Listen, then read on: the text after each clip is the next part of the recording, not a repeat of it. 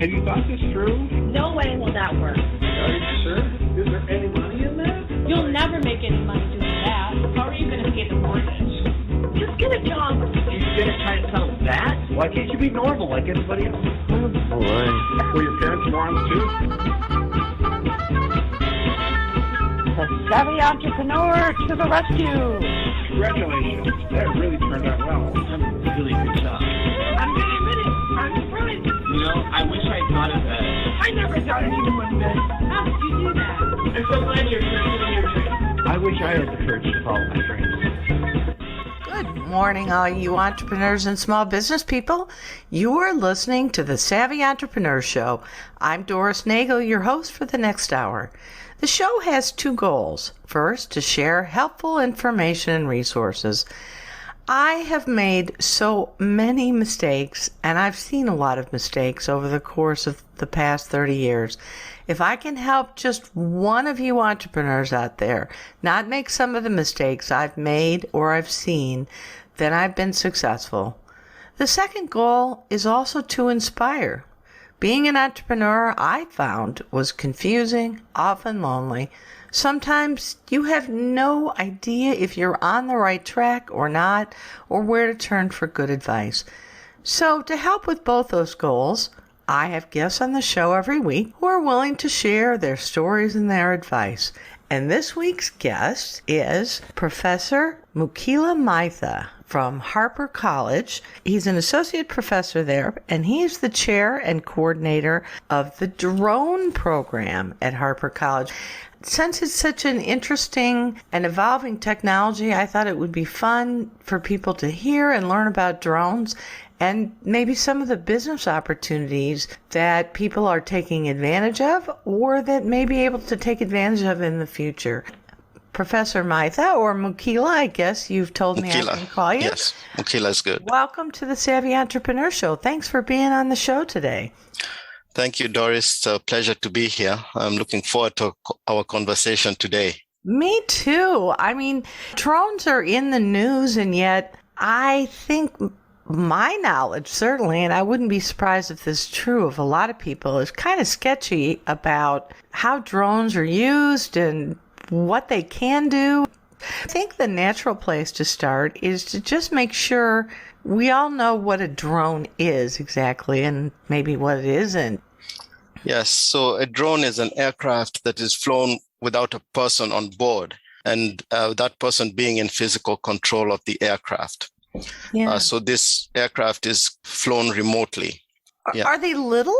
I have this vision of them being little tiny things, but I'm not sure that's quite true. No, they vary in size. I mean, they can be from the really small toy ones that could be even quarter pound or less to really large systems that are hundreds of pounds, even the size of a small aircraft.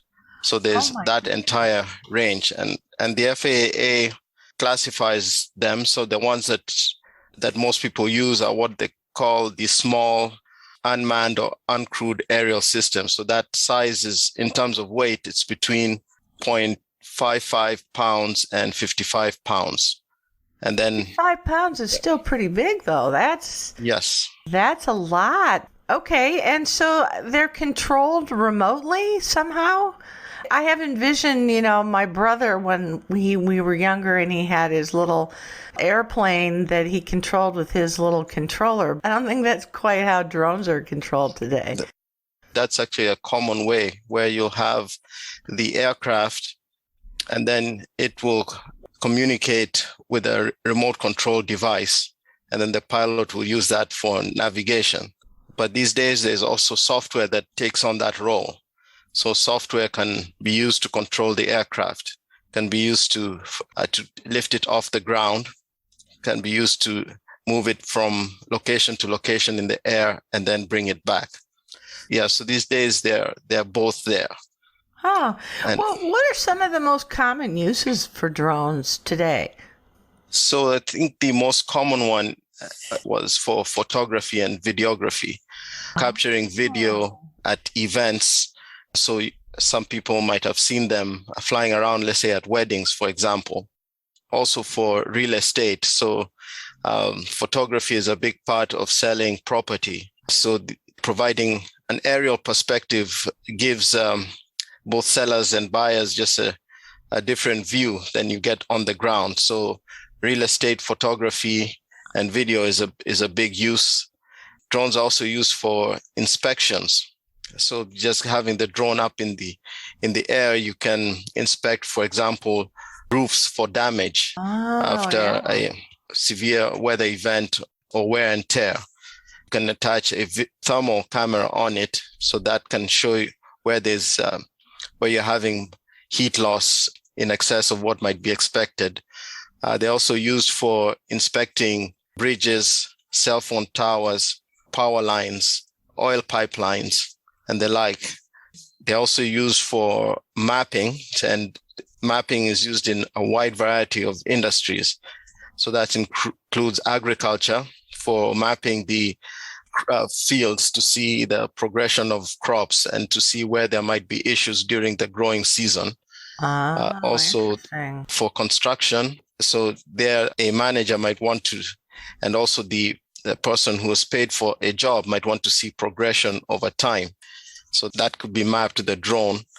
Also, if you have mining, you might want to estimate the amount of material that has been excavated. So you can map that area and create a 3D model and get measurements from the drone. Also, it can be used in agriculture, not only for mapping, but also for spraying and dispensing seeds. Interesting.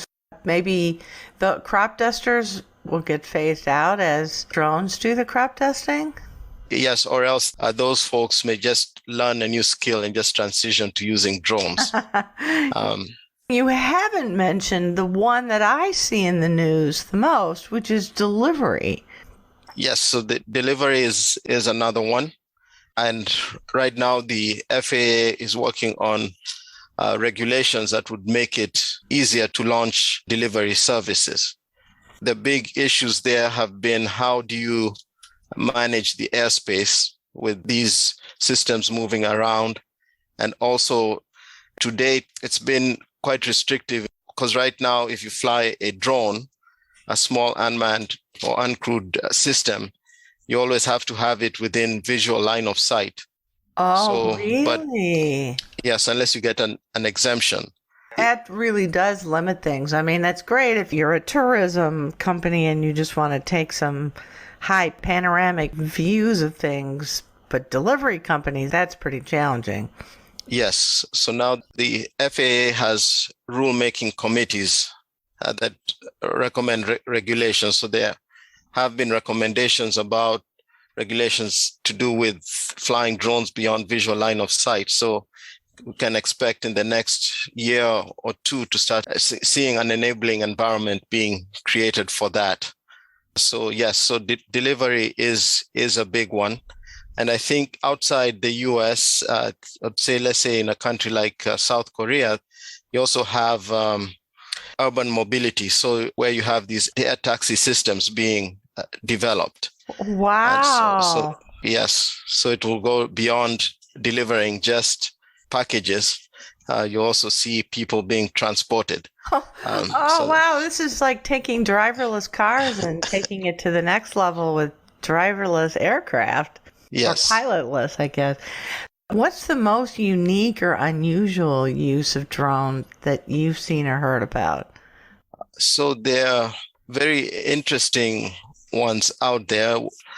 In Norway, there is a company called Nordic Unmanned that helps the European maritime agencies just enforce pollution monitoring regulations.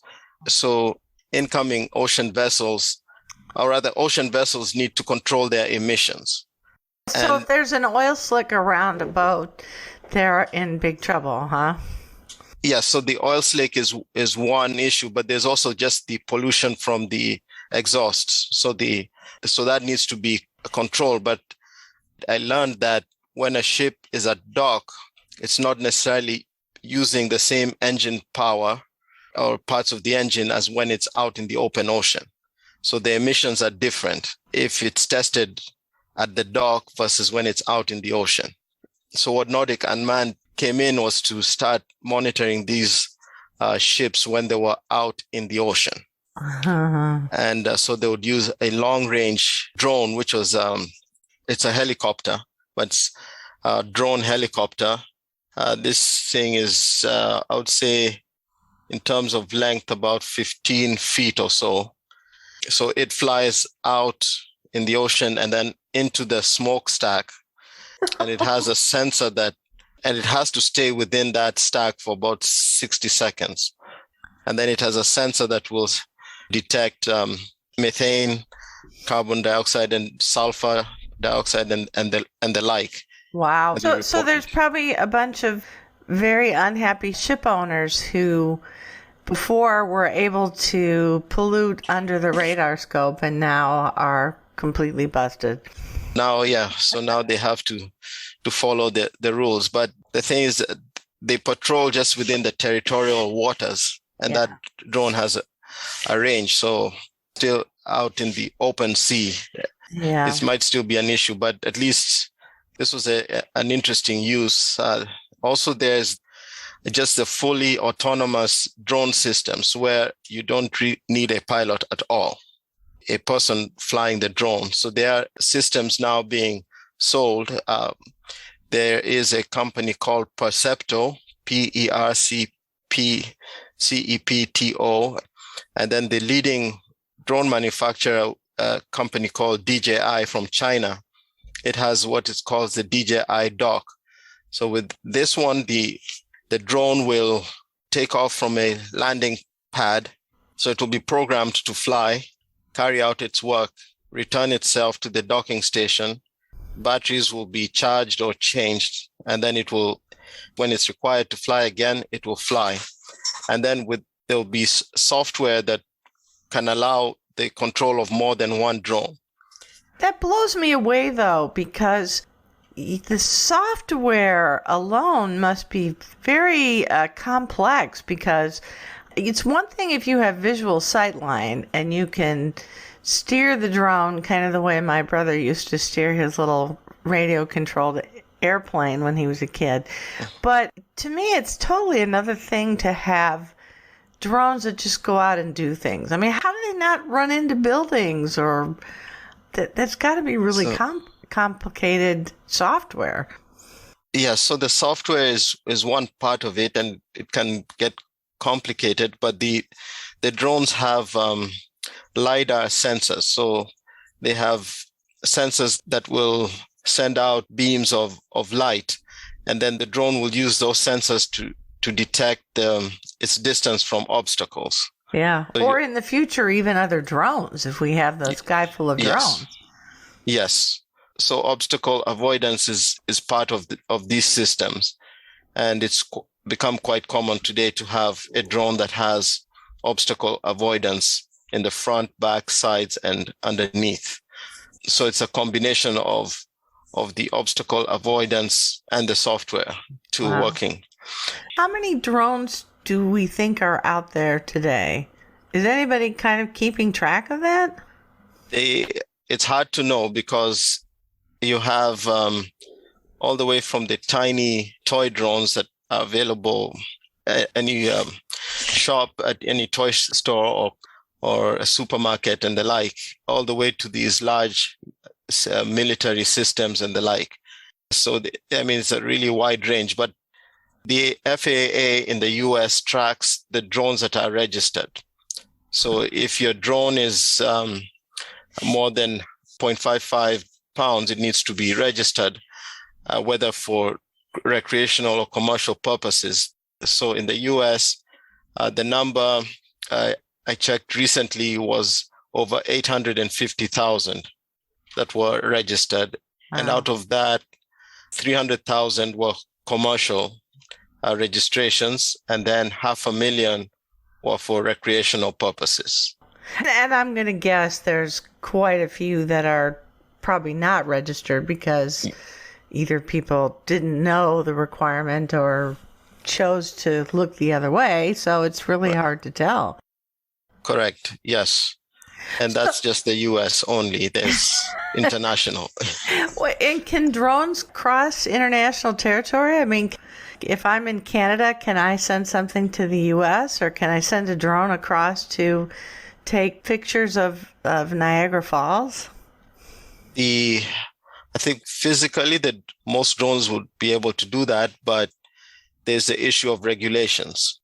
So I think a pilot should follow the regulations that are required in order to move the drone across borders.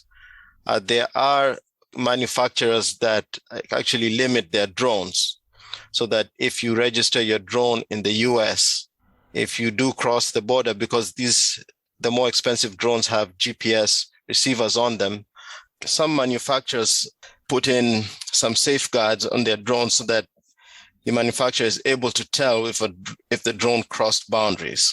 And then in that case, then it can enforce the rules for that country. Some of the rules also include airspace restrictions. So, for instance, flying in a large city, flying very close to an airport is not allowed without authorization from the aviation authority. So some manufacturers do not enforce that or put it on their drones, and somebody could assemble their own drone that doesn't have these restrictions. That must be a little terrifying to pilots who are out there trying to fly, and they have their radar and the control tower that controls the airspace around an airport pretty carefully, and to have the risk of having these little planes or medium-sized planes flying around must be a little frightening. It is a big issue, and for the United States, everybody who flies a remote-controlled airplane or drone, so whether if you're flying it for recreational purposes, there was a new test called the Trust Test. It's a recreational users test. So that's required for everyone. If you're flying even for fun and your aircraft is over the 0.5 pound, then you need to take that test.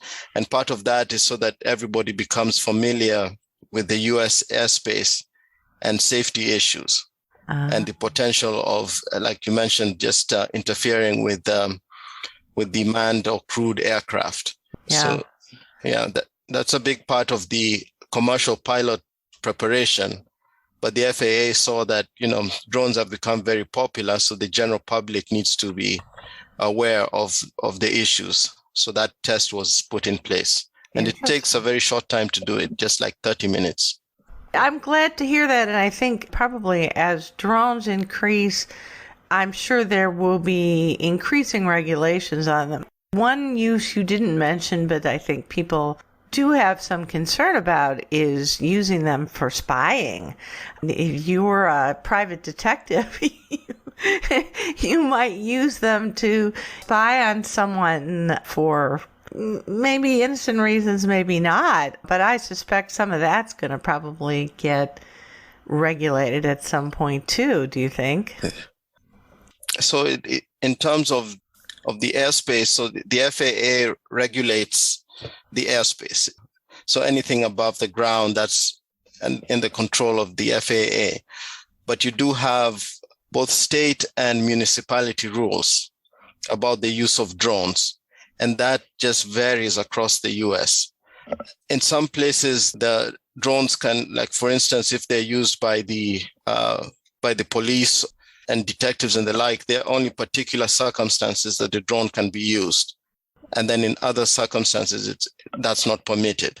Then if somebody feels that their privacy is being invaded, then I think then just general privacy laws would come into play. Yeah, but I'm sure this is an area that's going to be evolving quickly and will evolve a lot in the future as the use of drones multiplies. Talk about your background. How did you get interested in drones and become so passionate about it? My background was in geographic information systems or geospatial technologies. So that's for those who are not familiar with it, that's the technology that's behind the mapping applications that we use every day, like Google Maps, for instance, although it can do a lot more than that. And I also worked as a software programmer. Oh, wow. So when I joined Harper, I began teaching the geospatial classes here and established a GIS certificate. And within that, we have remote sensing class where we teach students how to use aerial photography and satellite imagery. So the issue with satellite imagery is that you may have global coverage, but you don't have very high resolution imagery. You can't see, like if you just want to study a small area, you might not get the imagery very quickly and relatively inexpensively. And that's when I learned that drones were being used to teach remote sensing. So this was around 2017. And right then I saw an opportunity to introduce the use of drones in the remote sensing class. So that's when Harper, we purchased a drone for the department and started to use it in the remote sensing class. And just by doing that, then I was exposed to the use of drones in very many areas and also got to learn about community colleges around the country that were teaching students how building entire programs. And that's when the commercial licenses became available. So there was an opportunity to help prepare the workforce for careers and businesses in this area. You mentioned Harper College. Tell people where that is. I'm sure people, at least in the Chicago area, have heard of it, but may not know exactly where it is. Yes, so Harper is located in the northwestern suburbs of Chicago, established in 1966, and it serves over 30,000 part-time and full-time students. 30,000? Yes. That's a lot. Yes, it's a large community college, it serves two populations. So those who want to transfer and complete their bachelor's degrees, and then those who would like to get career and technical skills. So those are the two that we serve. And yeah, we've had our geospatial program since 2015. And then how did it morph into an entire program on drones? So from introducing it in remote sensing, I saw the opportunity to create a drone program and pitched the idea to our administration. And in 2019, we got a new president who wanted to have an aviation program at Harper. So that was the perfect opportunity to develop a drone program because it tied in with that vision to have aviation programs here. So with that support, then got the resources and backing to then launch the program last year, which we did. And we also got it accredited, a specialized accreditation with the FAA as part of their unmanned aerial systems collegiate training initiative. Yeah, so with that, we're actually one of two colleges in the state of Illinois with that designation.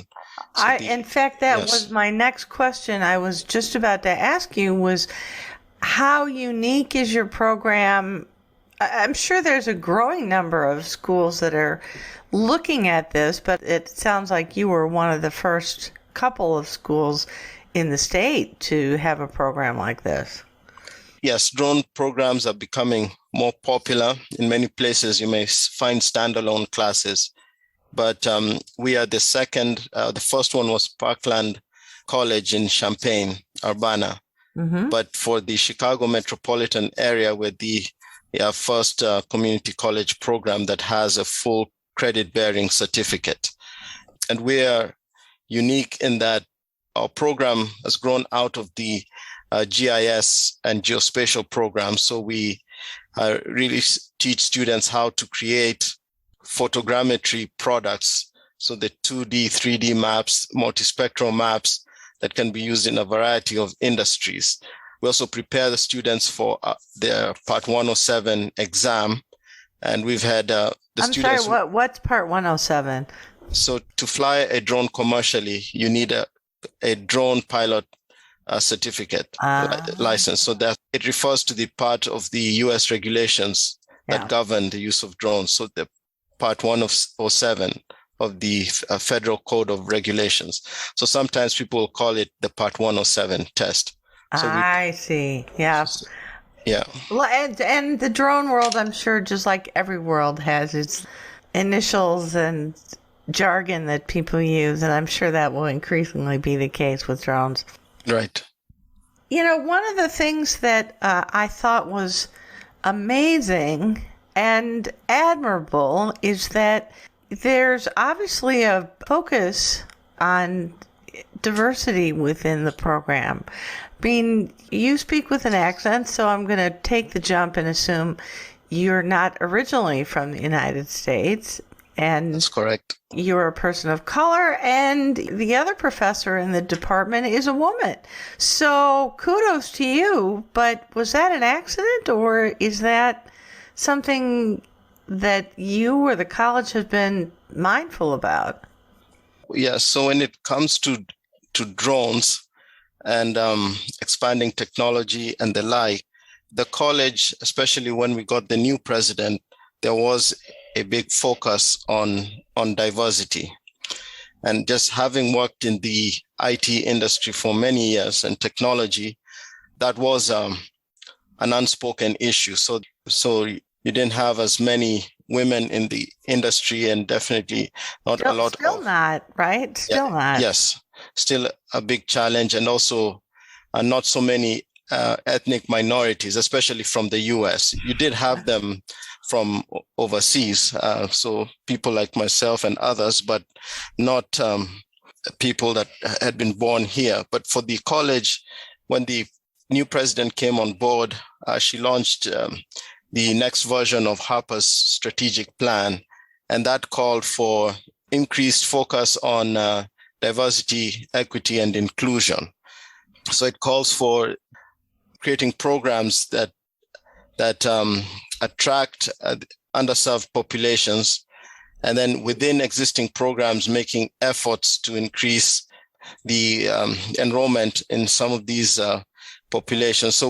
So some of the offices that have been at Harper for a long time that serve these students have been empowered in this environment. So we do have, for example, a women's center, and within admissions outreach, there are specialists that focus on reaching different populations, and they have outreach events that target, let's say, Latino families, Black families, and the like.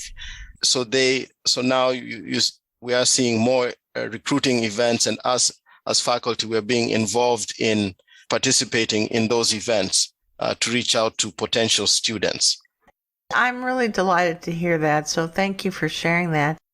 I'm curious, do you see the drone world presenting more opportunities for people with diverse kinds of backgrounds?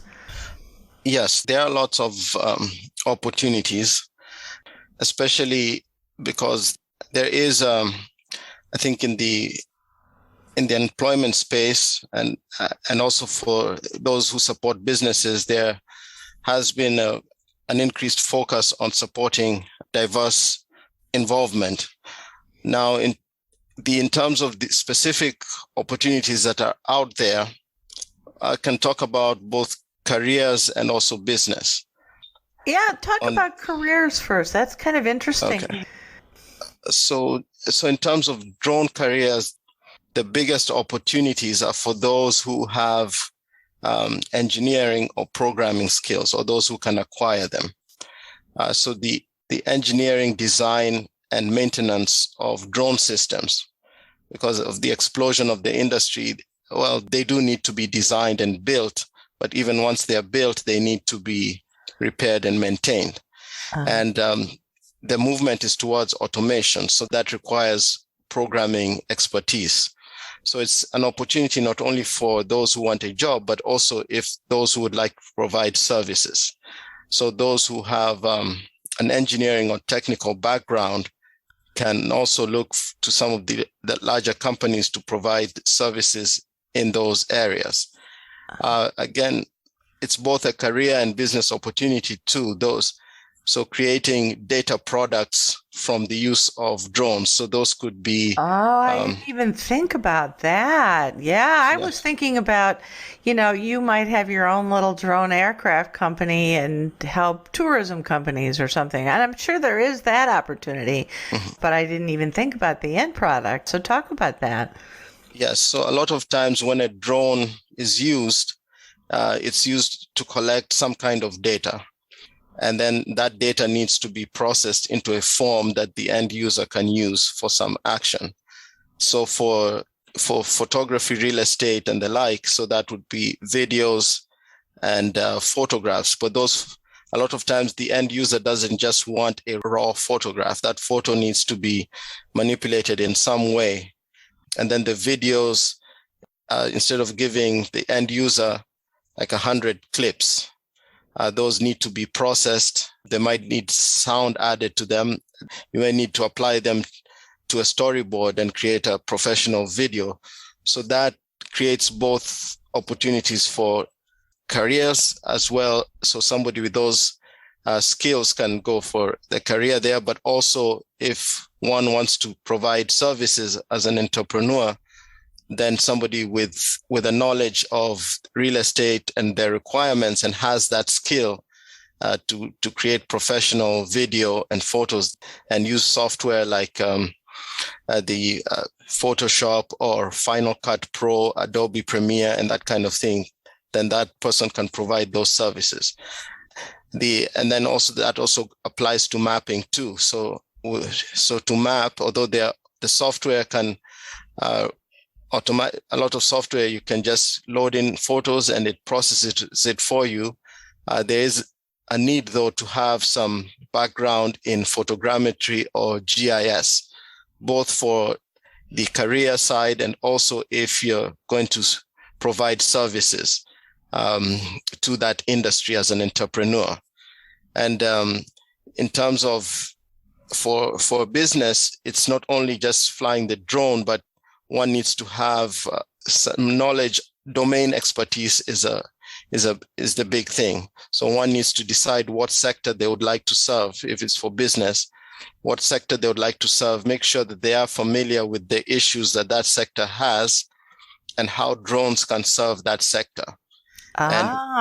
So if I understand you correctly, for people who are in real estate today, for example, and maybe you're looking for a career shift, this could be one opportunity for someone who's looking to pivot, for example, if I understand you correctly.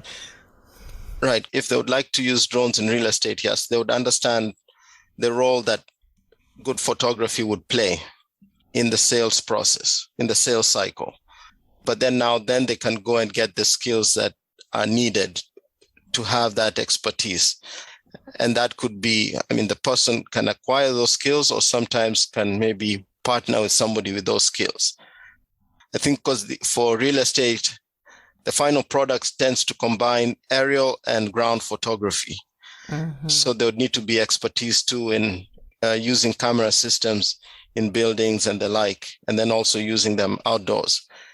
I have seen also some companies that will use tiny drones that fly indoors to take photographs. And indoors? That's amazing. Yes. Yeah, so domain expertise and then the technical knowledge to serve that industry or domain. It's obviously the big Amazon and UPS that we hear about wanting to try to use drones for delivery, but are there some smaller companies that you've heard about or read about or know of that have successfully used drones as the basis for their business, creating a new business? There are quite a number of them out there. There is a startup here in the Chicago area called Valkyrie, VALQARI. It's a drone delivery startup. And so they're developing a system for deliveries over short distances. So whereas maybe UPS and Amazon may serve a really large area, this one you can see a need. So once delivery takes off, you may have just small scale deliveries that occur within a smaller area. So that company could serve that kind of market. So if I'm a catering business, I can hire them to deliver my catering food Yes. to a nearby company? Potentially, yes. So so there are a number of those kinds of businesses. There are also a large number of manufacturers that build cameras and sensors that go on the drones. Oh, So yeah. and the cameras are of various types. There are those that use just visible light that all of us use, so the visible spectrum, and then it goes into the thermal spectrum, and then others. So those are specialized manufacturers that would create those. I saw at a trade show recently a number of companies that, when you're using a drone, you have so many components that you have to take out in the field. So there were companies that built storage devices just for transporting and storing drones. Oh, wow. Interesting. Yeah, so there's all kinds of interesting angles that people are figuring out. What do you see as the future of drones near term to help maybe entrepreneurs out there who are thinking this might be kind of an interesting area to pursue with lots of opportunities? Where do you see drones going in the near term, and then maybe look out 5 years from now? What do you think the landscape will look like? So we can see just increased automation. So flying drones more using software rather than physical control. Although there will be still those cases where you need to have physical control or the ability to take physical control of the aircraft, but increased automation is one thing that will continue in the near term and out into the long term.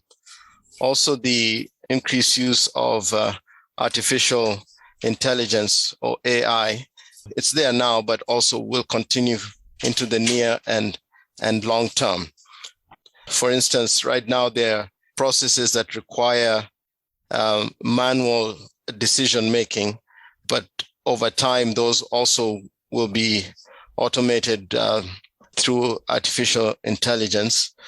Beyond visual line of sight, once the regulations are there, then you can also start to see long range.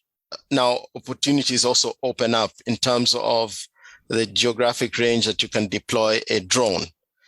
So that opens a number of opportunities too, once that is enabled. Because once it's enabled, then you'll see more drones built with those kinds of capabilities. And then the ability to serve those markets increases. To date, without the beyond visual line of sight and without having that exemption that allows you to fly that way, there's been the need to physically go to a location with your drone and fly it there. That involves travel and all kinds of logistics. Right. Yes. But for mapping, you can see this becoming, just reducing the amount of headache and logistics issues that you may have. Yeah. Because for mapping, you can only map a limited geographic area, and then you have to move your whole system around. Right? I can even envision certain kinds of things that are quite dangerous that drones might be able to be used for, like storm chasing or going down inside a volcano to predict, further refine predictions about whether a volcano is going to erupt or something like that, right? Yeah, and some of that's already occurring. So flying over volcanoes, they're already being used for that. But you may see increased use for that kind of thing. Also, the air mobility, the air taxis that we talked about earlier. That blew my mind when you were telling me about that. So that in the longer term, you can expect that. Also, the use of different types of fuel, because as they fly further, then the issue of fuel becomes a problem with batteries. So now they're there is a company called Doosan, Doosan, from South Korea that has developed a hydrogen-powered solution. Oh, Drone wow. that can fly. That can be used for long-range flights. Oh, that's kind of mind-blowing in and of itself. I mean, you just say that like, oh, well, it's hydrogen powered, but I don't know of anything else that's really hydrogen powered. That's pretty amazing. It is. Yeah, so those are some of the things that we can see going down. And then just like with any technology, it will evolve in ways that we haven't even imagined, we can't imagine right now. Well, I was going to ask you about some of the challenges you foresee, maybe even just knowing what we know now.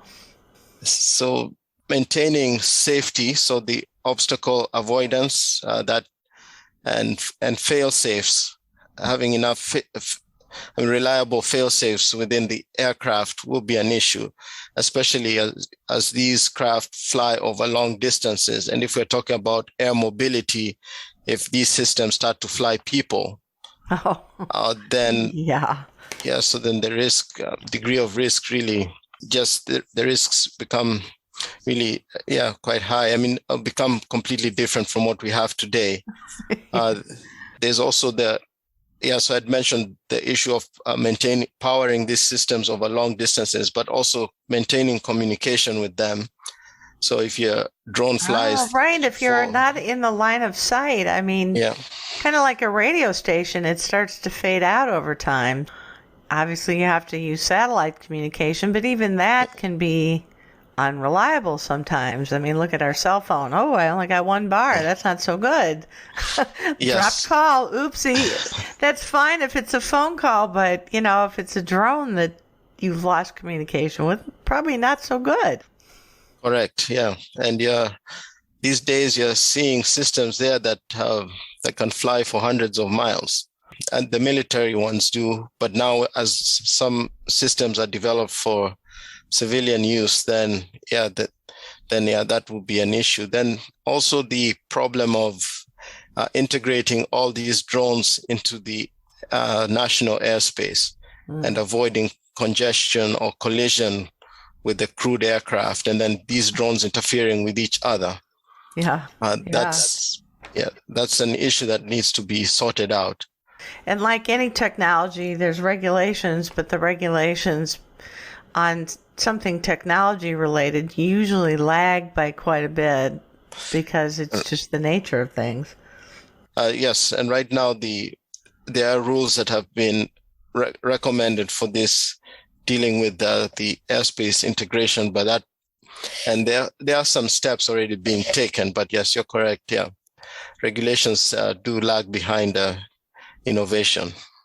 Well, if there's an entrepreneur out there who are listening to this and are thinking, wow, this is kind of interesting, there's a lot of great opportunities, what's the best way for them to go about learning more?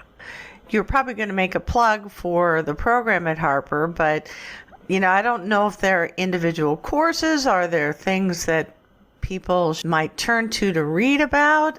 What would you recommend to them? Yes, so there are several resources. If you'd like to get your Part 107 license, commercial license, you should look and see if your local community college has it. So if you're in the Chicago metro area, then you can look up Harper. We do have a program and our website. And also if you're in universities with aviation programs, would also have some resources.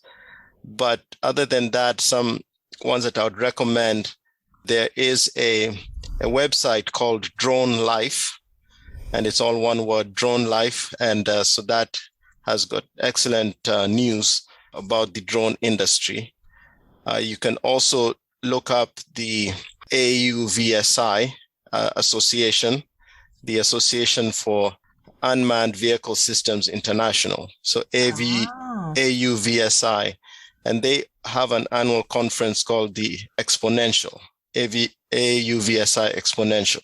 And that's what you just came back from, right? That's correct. That's where I just came back from. So I definitely recommend If you're able to go to that conference, go for it. But their website has a lot of information. They have webinars and lots of resources there.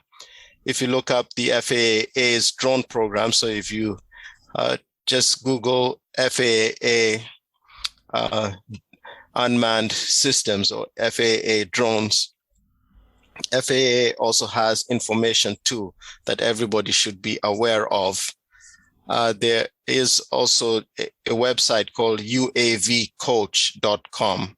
That site provides a Part 107 training, but also has a industry news section where every couple of weeks or so there are articles that come out about new things that are out there in the drone industry. There is also a YouTube channel called Drone U, and so those who are on YouTube can look at Drone U for some information. And once you start exploring these resources, you'll find others. But also just, especially with the YouTube channels, just compare what you're seeing, because sometimes these are just, they're not necessarily experts that provide the information. They're just giving their personal opinions. I've found, even looking for, handy homeowner kinds of things, some people know what they're doing and other people just like making videos. Yes. So that should be careful. So with the YouTube, the one that I found is pretty sound is, it's a company that sells drones, but they're called the Multicopter Warehouse. So if you look on YouTube for the Multicopter Warehouse there, you'll find some good information there. Interesting. So are Harper College's courses all in person, or can people take them online too? So most of them are online for the ones that do not require flying drones. So our Part 107 class is a fully online class, runs for 8 weeks. And then we have 2 classes where students are taught how to fly drones, so focus on flight proficiency. And then a second class that focuses on drone data processing. Those 2 classes meet once a week on campus or out in the field, because that part, you do need face-to-face instruction. And also, you don't need to buy your own drones. We have the drones here. We also provide the software. And we also have got really high-end and very well-equipped laboratory facilities with the computers to process data. So we provide all that for students who are enrolled in the program, which is a big plus. Then for the geospatial classes, and there is a photography class, those are online classes. Very interesting. And I'm sure there will be, if there isn't already, a drone entrepreneur startup skills development class too coming. So if people are interested in learning more about drones, whether it's as a career or to start a business, how can they get in touch with you or learn more about your program? They can contact me. So to find us on the internet is very easy. Just search for Harper College Drones, and you'll land on the pages that have my email and my phone number. Also, I'll just say my phone number here on the radio if anyone wants to call me. That's 847-925-6521. And also, because this show is for entrepreneurs, Harper's got an entrepreneurship program, certificate program that helps. Yes, that helps entrepreneurs start their businesses. So you could also, I do highly recommend that you look into that program as well. And you can take both the drone program and the courses that are provided by our entrepreneurship program to help you get started in your business. And also, I'll say that this semester, I do have a small business owner that's taking the drone certificate. And so he has an existing business and would like to integrate drones into that. And so far, he's getting what he needs. I have no doubt you're going to see more and more of that. Listening to that makes me wish I were going back to college, because I think that I would probably this time around do something like that, because the opportunities sound really very numerous for people who are creative and also maybe for people who are really good at connecting dots between different areas of expertise. Is that a fair statement? Yes, I would say so. One good thing about the program is that you are exposed to lots of different things, and we have a diverse range of students, so that this helps you view things from different angles and also tap into different expertise that might be in the classroom. Yeah, it's seldom that you have photographers bumping elbows with programmers, bumping elbows with geography students and engineering people, right? I'm sure it must be a very interesting learning environment. And I am delighted that you came on the show this week, Mukila, to talk about your program at Harper College and about drones in general. So thanks so much for being on the show this week. Thank you so much, Doris. It was my pleasure, and I really enjoyed this discussion. And anybody who is interested in reaching out to me, I welcome any discussion. And I look forward to talking to you again. Yeah, well, that's a very generous offer. I hope listeners take you up on that, because it sounds to me like there are going to be lots of opportunities for people who are creative and maybe do a little learning and investigation and put some thought into it, because there will be plenty of jobs as well as business opportunities for people who are in the right place at the right time.